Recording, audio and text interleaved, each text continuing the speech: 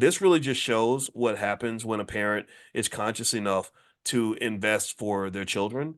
Or a grandparent maybe sets up a trust that does these investments for their kids. This is $5 a day. $5 a day. You can't even buy a Popeye's chicken value meal for $5 a day. So don't, when people tell me black people can't afford to invest, I just ask them another ridiculous question. I say, well, can black people afford chicken?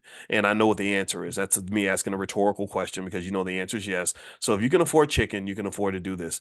So literally after about 10 years, you see here the number is about $29,000, give or take a few thousand. This is $5 a day or $150 a month put into the S&P 500, and you can literally randomly pick your stocks. You don't even have to stock pick or anything. You can literally randomly pick your stocks, or you can put it all in a mutual fund like VOO, Victor Oscar Oscar, a Vanguard fund, or SPY, Sierra Papa Yankee, which tracks the S&P 500.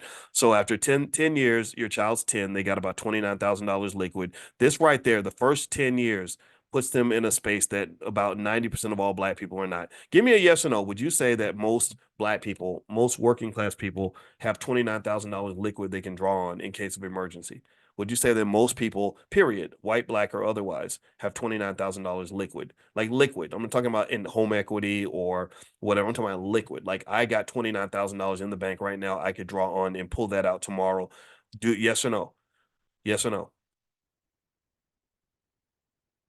I got to double check the data, but I think the answer is no. So literally, in after 1 decade of not even it's not even sacrifice. It's $5 a day. It's like the amount of money we spend on fast food easily. We probably spend more than that if you think about it.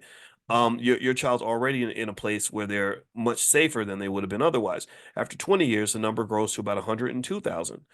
So they're 20 years old. They got approximately 102,000, give or take a few thousand, and maybe 90 and maybe 110. Nobody can predict the future, but they're good. They're in such great shape at this stage. And then at the age of 30, you're approaching $250,000. By the age of 40, you're talking about $750,000. Now, remember though, the $5 a day plan was designed to be a bare minimum. That was for people that are on welfare. That was for people that are making minimum wage. Most of y'all are not making minimum wage. Most of you are not on welfare. Most of you are not, are not in the bottom of the financial basement. I see how much money some of you are making in the Prime program. Some of you sold $5,000 worth of stock options on Monday. So $5 a day for you really shouldn't be $5 a day for you. It should really be more like $20 a day. So what that $20 a day would be, $20 a day times 30 would be $600 a month. Some of you have car notes that are going to be about $600 a month. Well, that makes these numbers all multiply by four. Right. So instead of 29,000 after 10 years, you're going up to over 100,000, about 125, 130,000.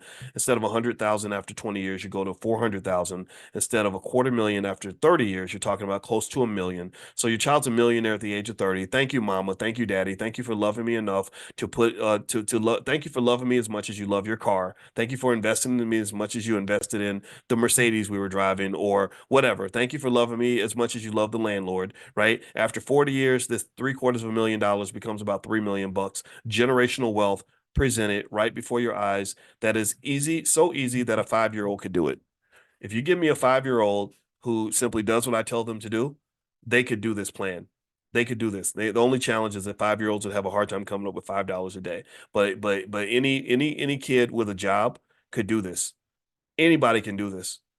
All you got to do is buy the assets and don't sell them. That's it. Buy the assets and don't sell them.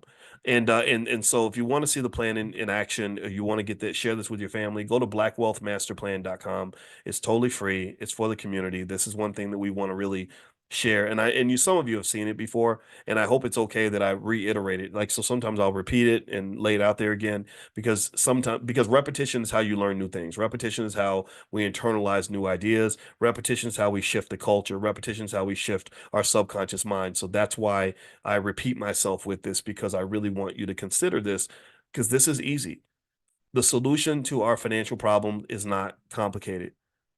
I support things like reparations to the end of the earth. I really believe, white folks stole all our money. They need to give it back. I'm not voting for any politician that does not support reparations. That's my personal choice. So I'm 100% in favor of reparations, but I personally believe that this would be more impactful than reparations. I really do, because it's not just something that you are able to do on your own, but it also is a reflection of high level, high vibrational culture and high frequency discipline. It's a high level way of thinking about your economics. And if you think in your economics in a high level, then you're going to have high level outcomes. It's not just about the $1 million that your child's going to have by the time they're 40. It's really about the mindset of somebody whose family was able to think far enough into the future to give them $1 million by the age of 40, right? That a family that has that mindset, you could take the money out, you could take their money away. Do you understand? Like you could literally seize that whole million, but that family's still going to be good. Why? Well, because they've got something that money can't buy. They've got a high vibrational, high level of economic consciousness and awareness. They understand how money works. They understand how to go get more. When you understand how money works and you lose money, you're not so worried because you know how to go back and get it. Do you understand? So that consciousness piece has to be, I think that should be consistent with the economic piece. But if you give the economics and you give the consciousness and the understanding of basic financial concepts, that child is going to be better off than most white people. It's not that hard to do. Okay. So anyway, those are my thoughts for today. I hope this conversation was beneficial to you. Also, just a reminder, I am going to be at the Get Money Fest on May 18th. I want to keep mentioning that in case you're in near Philadelphia or you want to join us. Jay Ortiz is the host, and there's a link. I'm putting a link in the chat. It's getmoneyfest.com. That's the website.